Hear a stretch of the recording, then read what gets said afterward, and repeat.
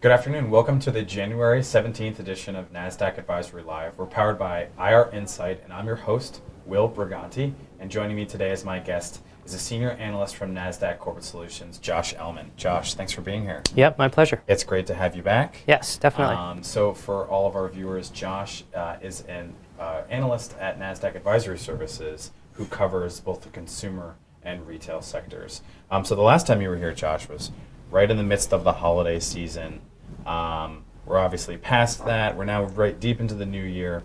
Have we gotten a tally on the total holiday spending for the season? Yeah, we've gotten some interesting tidbits within the last few weeks. The first coming from the Commerce Department that said that retail sales grew 0.4% in December. They also ratcheted up their November retail sales figure to 0.9%. In terms of taking into the account the December figures, you had December retail sales growing by 5.4% over last year, and then overall 2017 retail sales adding about 4.2% over the last year. So very solid numbers from the Commerce Department. That's great. On top of that, we did just have the National Retail Federation come up with their numbers. If you recall, they were forecasting anywhere from 3.5% to 4% holiday sales growth.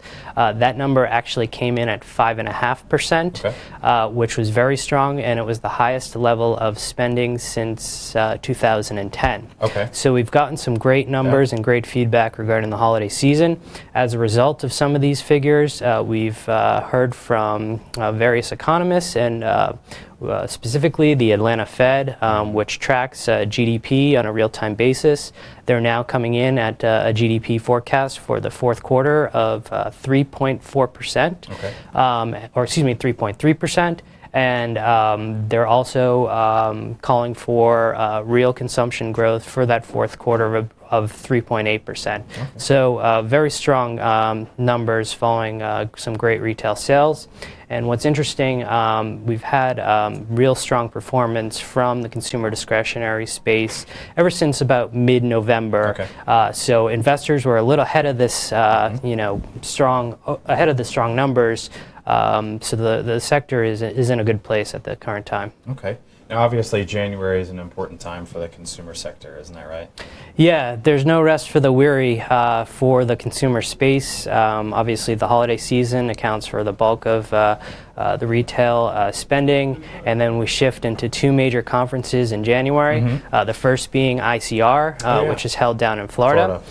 So we heard from a bevy of companies down there, and a lot of the focus was on technology. Just upbeat sentiment regarding their holiday season and holiday sales, investment in real estate, and also too, obviously a key theme was tax reform. A lot of excitement out of around tax reform at the ICR conference. So actually, just a quick follow-up there. So obviously, when they talk about and they're upbeat about technology, that's sort of bringing new ways to get access to customers, right, to the consumer. Yep. Whether it's through omni-channel or making the shopping experience better, or for a restaurant, sometimes it's even through the ordering process, right? And then you mentioned something about retail. That has to do about the health of the actual retail footprint, right? In terms of real estate. Yeah, that's correct. So if you recall, probably a few months ago, we were all talking about the retail apocalypse, and the death of retail. And it seems as if sentiment has shifted more bullish and into the first quarter of the year. So we're starting to get a lot more optimism around the retail space, especially because this particular quarter of 2018, there are a lot of easy comparisons for a number of retailers. So there's been a shift in sentiment in terms of the overall retail space. Great. And Josh, my last question for you is if your team or if you have any concerns about the space right now. I mean, obviously, based on some of your commentary, retail is stable, and are things going to continue to look up?